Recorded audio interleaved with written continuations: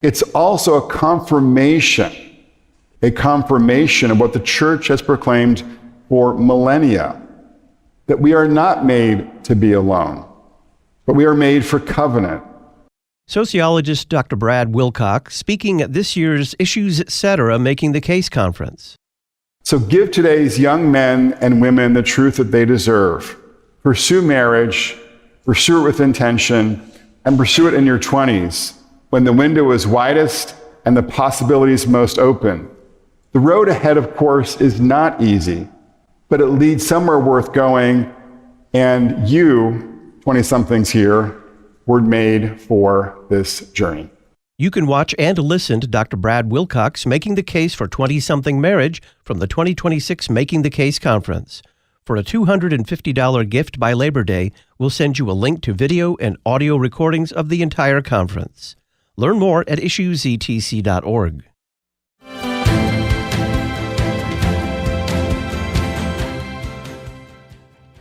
This video announcement is something Dolly asked of me years ago, before I fully absorbed it as a future reality. As her head of security for more than 2 decades, a role my father Larry held before me, I have imagined the heaviness of this moment, but haven't truly felt it until now. It is an honor that is mixed with absolute pride and great sadness.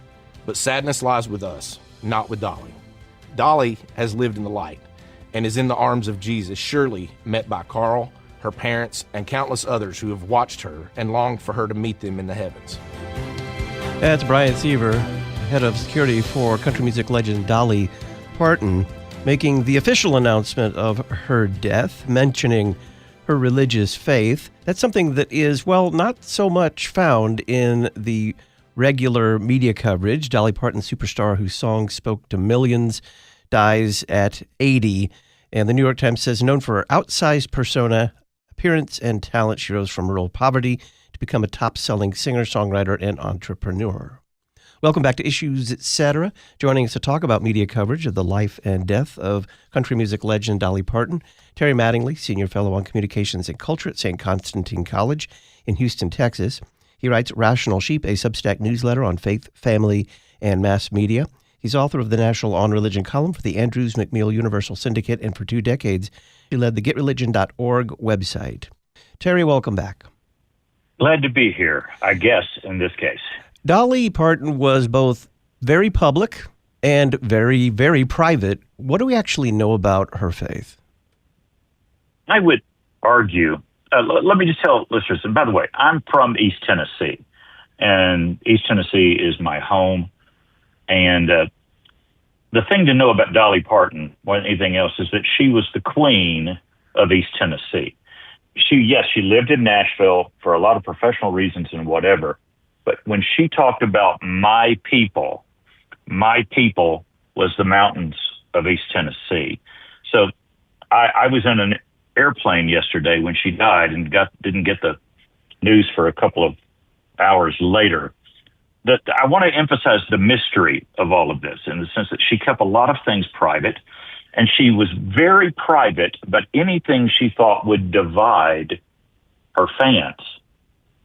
And I would argue that the best place to judge Dolly Parton, besides the amazing things she did with her checkbook, and we'll get to that here in a while, I think she needs to be judged as one of America's greatest songwriters ever. And when you look at the songs she wrote, her faith jumps out at you when you look at the body of her work. And I would argue that our listeners have probably seen lots of one type of report about Dolly's death. And I watched several hours of CNN yesterday, and that is what I'm thinking about when I say typical reports about her life. I'm talking about CNN, the New York Times, the Associated Press, and whatever. If the story you were watching on TV about Dolly's death started with an image from the movie 9 to 5 and the kind of stomping beats and the weird rhythm of her fingernails on the side of her guitar, but that great secular hit that made her a national pop star and that movie that broke her out into Hollywood in a big way. if that's where they started the news report, you didn't probably learn much about Dolly Parton, other than that she wanted to empower women and that she was a great business person, et cetera. We can talk about that. But you want a report that at some place in it stopped and gave you some of her lyrics, the things that mattered to her most. If you ask Dolly Parton, who are you? She would say, I'm a songwriter. And that was her art. That's what mattered to her.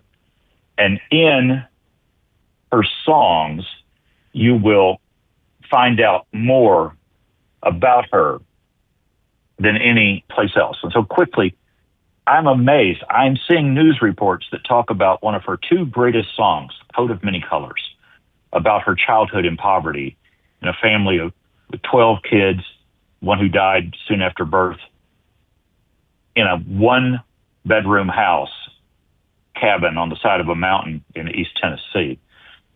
And the key lyrics, I don't know how you turn these lyrics into a secular song, but part of it is you leave out two crucial words. As she sewed, she told a story from the Bible she had read. She is her mama. About a coat of many colors Joseph wore, and then she said, perhaps this coat will bring you good luck and happiness, and I just couldn't wait to wear it, and Mama blessed it with a kiss. My coat of many colors my mama made for me, made only from rags, but I wore it so proudly. Although we had no money, I was rich as I could be, in my coat of many colors my mama made for me. Now, if you can take Appalachian life and Christian faith out of that song, you're doing something. And that's, I think, if you ask people, name your favorite Dolly Parton song, the real Dolly Parton fans will probably tell you Coat of Many Colors. Terry Mattingly is our guest. We're talking about media coverage of the life and death of country music legend Dolly Parton. When we come back, we'll talk more about her life and her legacy.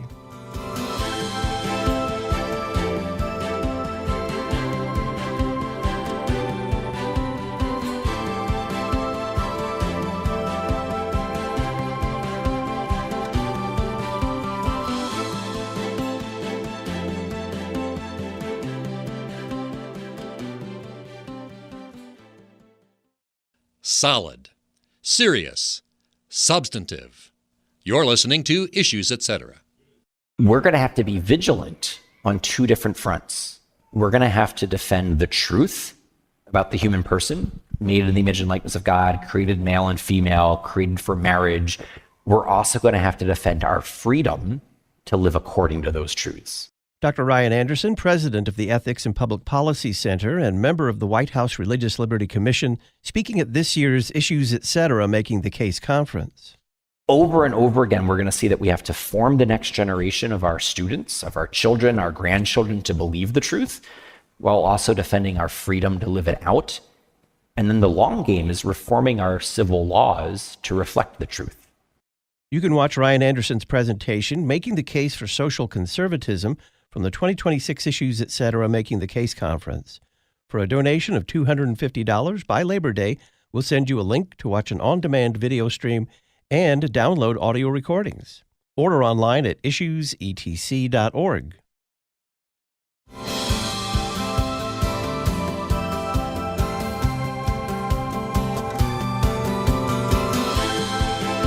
Welcome back to Issues, Etc. I'm Todd Wilkin. On this Wednesday, August the 26th, we're talking about media coverage of the life and death of country music legend Dolly Parton with Terry Mattingly, author of the National On Religion column for the Andrews McMeel Universal Syndicate. She was, as you had mentioned before, an intensely private person. One of the things that I note that bucks the trend of most people who rise to her level of celebrity and fame and wealth is that she married in 1966. Her husband died, I believe, early last year. Yeah, just a year ago. And that was almost 60 years of marriage. But he was the opposite of her when it came to the spotlight. She was in the spotlight, and he not only shunned it, you probably find maybe 6 pictures of them, all grainy pictures from the 60s on the internet.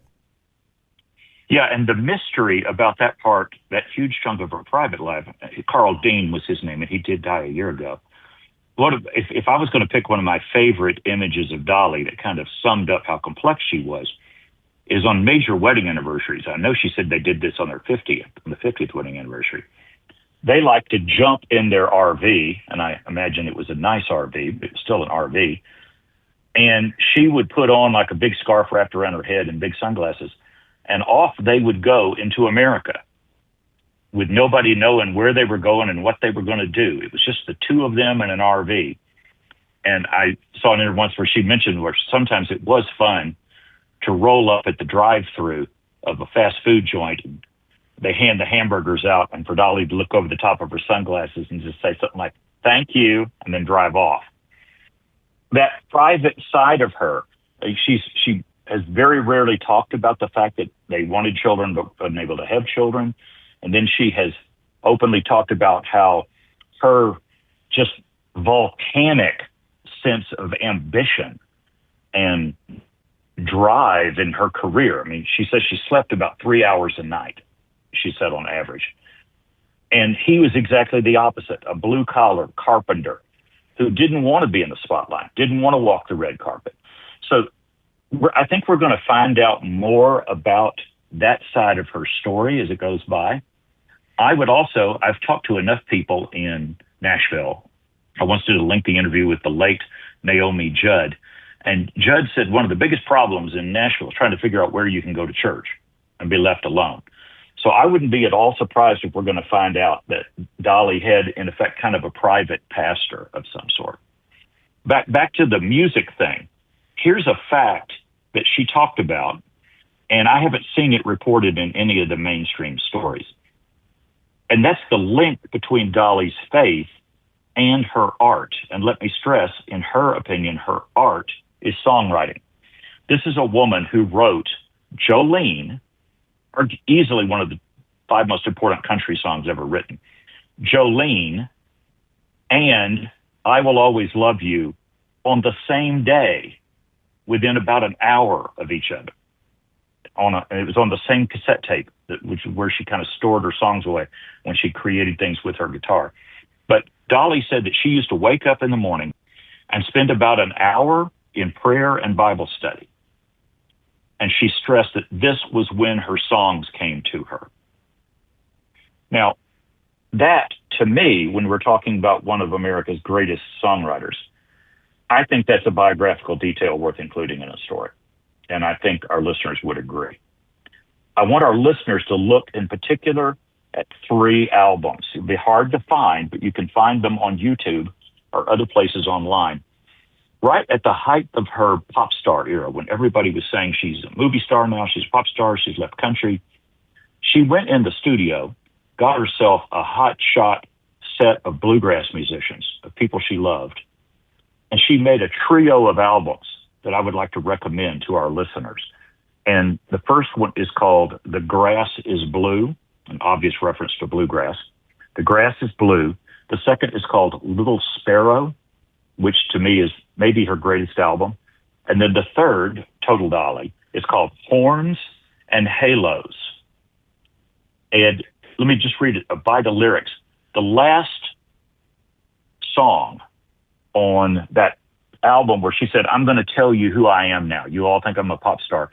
This is my music. This is where I'm from." And that album, The Grass is Blue, ends with a song called I Am Ready. And here's how it ends. I am ready, oh my children. When Jesus knocks at my door, I'll be there come morning. Don't weep for me. I'll be with my Lord. There's my Bible on the table. Read it to me once more. I can hear God's heavenly angels singing me through heaven's door. Hallelujah, Lord. I'm ready. So that's the last song on one of the most symbolic and important albums of her career. And I'm also very fond of the title song from the closing album of that trilogy, Horns and Halos. And here's how that song opens. Halos and horns, sinners and saints, hearts that are torn between what's wrong and right. Just because it feels right doesn't make it so.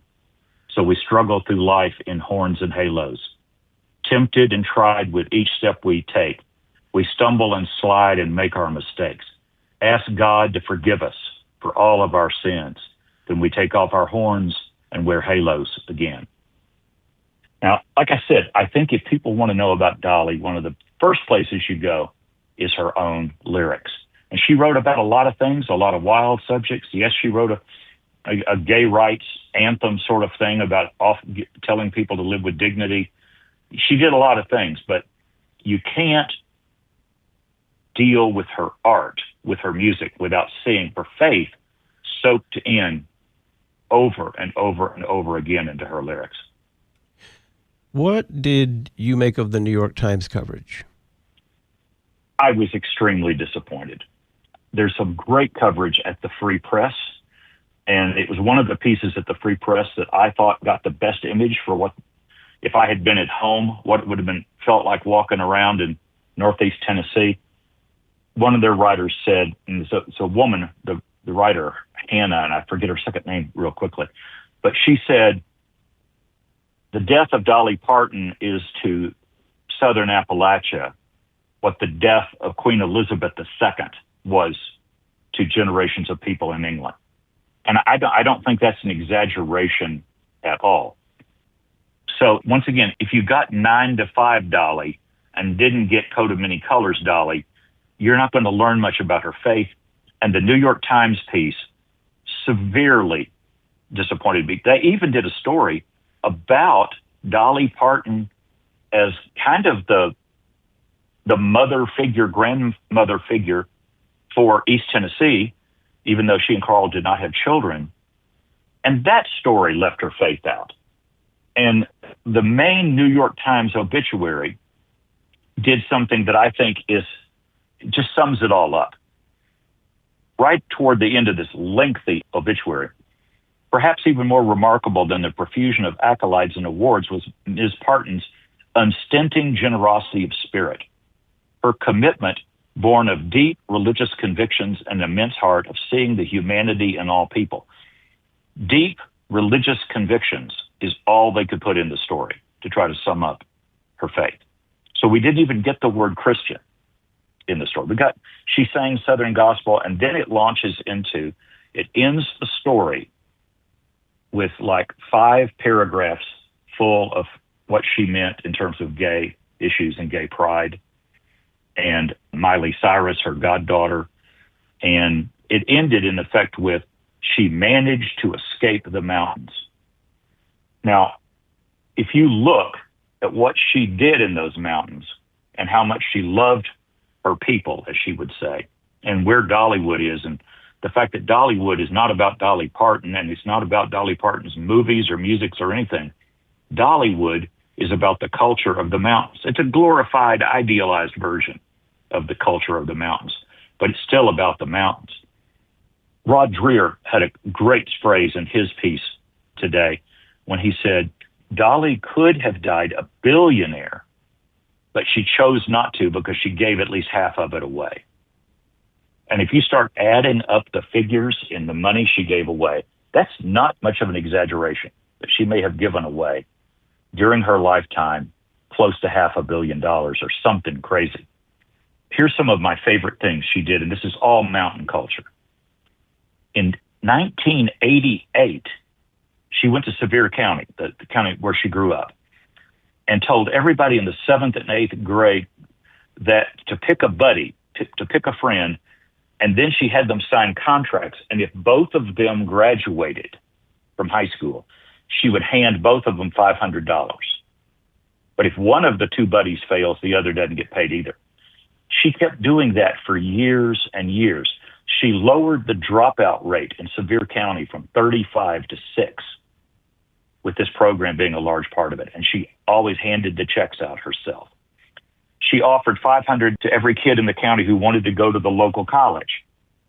Back in East Tennessee, when Gatlinburg almost burned down, and she made headlines with the fact that 900 families, the core families in Sevierville that lost their homes, she gave them $1,000 a month for half a year to pay their rent. What they didn't report is that her efforts to raise money for that, a telethon and stuff, raised so much money that she ended up, she handed out every one of those families another $5,000 on top when she made money off the telethon. Then she put $3 million of her own money into the recovery fund that would go beyond that.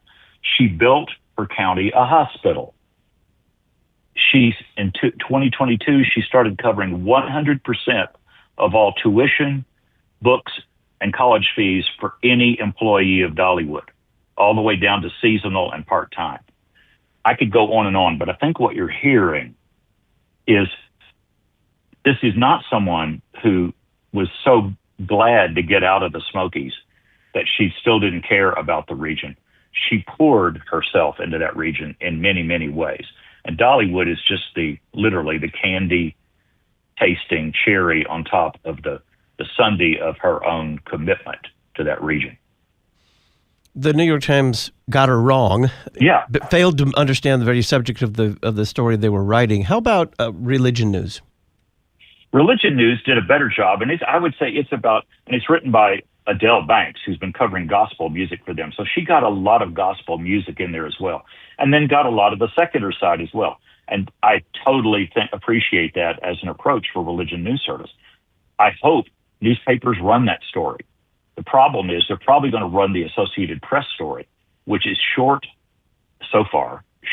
and generic 9-to-5 Dolly, basically. And they're not even really getting the genius.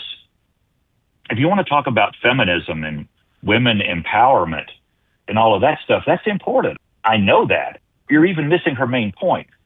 When she started her career, I think in her early 20s, she started her own publishing company so that she would retain the rights to her music, and then started offering other female singer-songwriters and performers the chance to do the same thing through her, where they would get to keep all of their royalties and keep control of their music.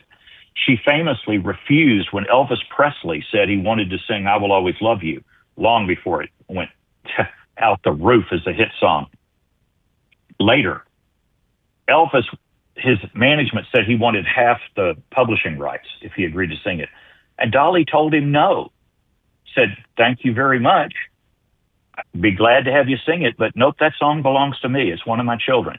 And passed up having Elvis Presley cover one of her songs. So she was I think I saw a story years ago in Entertainment Weekly that made the point that Dolly might have been the second or third most powerful woman who ever worked in the American entertainment industry. I remember they had Lucille Ball at top. And if Dolly was number two, they basically were saying that what Dolly did for women in music, especially country music, was what Lucille Ball did for them in TV. She started her own company, she started her own management company, and she helped other women get into the business. So if you're going to talk about Dolly, the brilliant businessman, let's actually talk about what she did that was revolutionary. A woman in Nashville in her 20s starting her own publishing company with the help of one of her uncles. Yeah, there's a lot of brains under that wig, is what she used to say. And our listeners need to find coverage that get that right. And it would help if it also gets the Bible on her nightstand. What is missing so far as you can tell from most of the coverage of her life and death? I wish more people admitted that she was a brilliant musician. The woman could sing pitch perfect on anything. Look up her harmonies on the famous Trio album with Emmylou Harris and Linda Ronstadt, one of the greatest country, kind of roots country albums of all time. Listen to her voice. She played guitar well enough that she played on a lot of her own records. She played banjo. She played Irish pipes on the benefit for the burned down part of Sevierville. I had no idea she could play recorder and Irish pipes. She was a tremendous musician, and she could sing and sound just like Dolly. And then she could sing background harmonies and sound like almost anybody else. She would blend into the rest of the song. They need to know that, I know I keep saying this, but I can get emotional about it. They need to know that her music is the best place to go to find out how she is. Another thing I would mention, a lot of the coverage is talking about the fact that she stayed politically neutral and that she refused to endorse people. And that's just a part of Nashville. I mean, people in Nashville don't make a big deal about their opinions, or at least they didn't when she was coming up. And she never wrote off half of America. I remember in some award show, Jane Fonda and Lily Tomlin were taking shots at Trump and said, Dolly, what do you think? And she said something like, well, I got people out there that listen to all kinds of music. I think I'll just stay out of that. And that to some degree was who she was. And I think that's one of the reasons she didn't talk that much about the specifics of her faith. I think what we might find out is that she was the patron saint of the non-denominational world, or what some people call Baptist-costals. She grew up Pentecostal. And a big theme in her music was dignity for everybody and forgiveness for everybody. And I think a lot of that comes from her Pentecostal background. I could go on and on about that, but look for her philanthropy, look for what she did for people. And I think, by the way, we're going to find out there was a lot of money she gave away that we don't know about. And I think that will surface. And one other thing I would tell our listeners to watch for, Dolly had a song ready when her husband died as a tribute to him. The great lyric, I wouldn't be here if you weren't there, or it said, because you're there, I'm here. She had this thing that basically said, I owe everything I've accomplished to the fact that you stood by me and backed me. I saw one story reference that said Dolly recorded a song, didn't say when, for them to release as a single days after she died. And I think it will be very interesting to see what that song is. And I wouldn't be at all surprised if it was a new version of I Am Ready, the song from The Grass is Blue. One of the things I find fascinating about that career is kind of how unswayed by the winds of pop culture she was as a brand. You had mentioned Elvis Presley. Elvis had a lot of iterations to his career, as short as it was. He kind of blew with the wind a little bit, and now we look back anachronistically and say, hey, there's kind of silly sometimes, but she kind of picked a lane and stayed in it no matter how pop culture was going, all the way to the very end. Well, you're like saying the disco era for the Rolling Stones. I mean, you're not exactly going to find a disco era for Dolly. She did go seriously into pop music, and the country world screamed bloody murder when she did that. And Dolly just said, I'm not leaving country, I'm taking it with me. And she was saying she was opening doors for country musicians to be able to become major national stars who could write and sing to everybody. And of course, her Hollywood stuff was a big part of that side of her career. But when she walked out on stage, she's a lot like Willie Nelson, who of course is 93 years old now.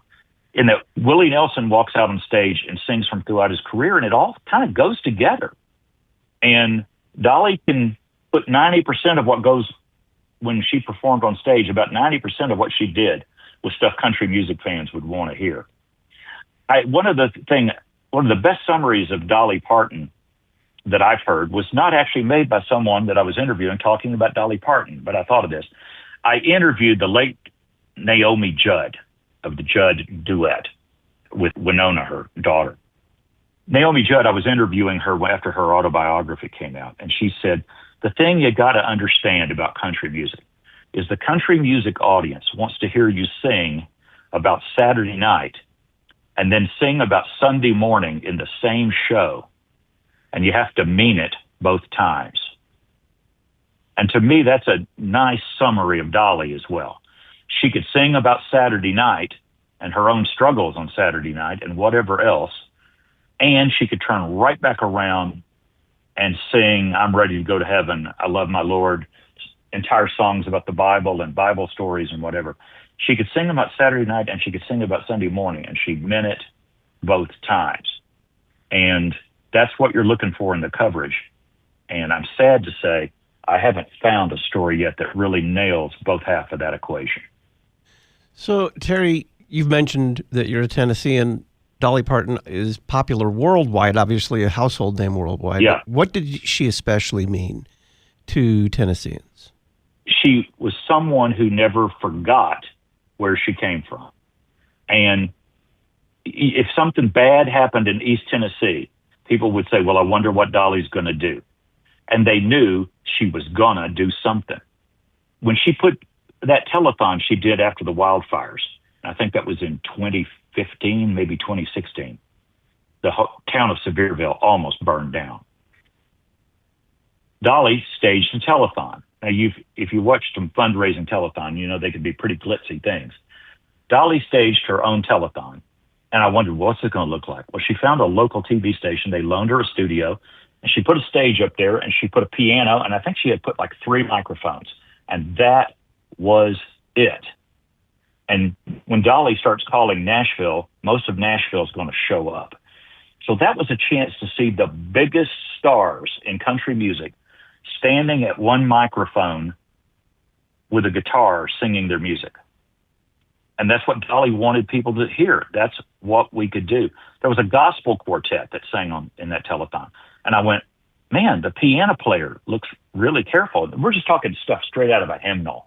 They're singing gospel songs out of a hymnal. And I looked over there, and the piano player was Reba McEntire. And then Dolly came back out holding the dulcimer and sang a song from the mountains and played out. You know, the point I'm making is people in East Tennessee appreciated that Dolly loved where she was from. Her ambition took her away, but she never really left. And they would say, Dolly loved this part of the world, and that meant she loved us, and we'll never forget her for that. Once again, she was the queen of East Tennessee. She was the queen of the Southern Highlands. And losing Dolly Parton is as symbolic as what happened when Britain lost Queen Elizabeth II. Terry Mattingly, Senior Fellow on Communications and Culture at St. Constantine College in Houston, Texas. He writes Rational Sheep, a Substack newsletter on faith, family, and mass media. He's author of the National On Religion column for the Andrews McMeel Universal Syndicate, and for 2 decades, he led the GetReligion.org website. Terry, thank you very much. Glad to be here. When we come back, Dr. Reed Lessing joins us. We're going to talk about memorizing Scripture.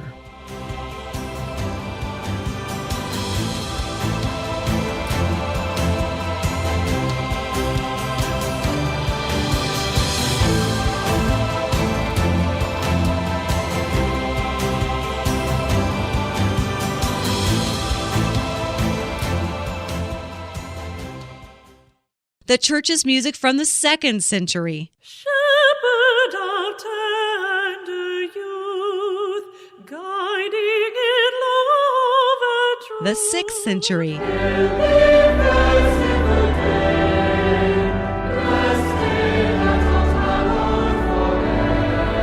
The 12th century.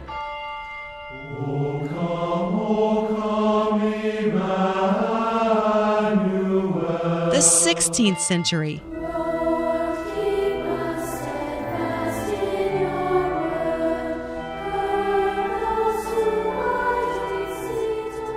The 21st century.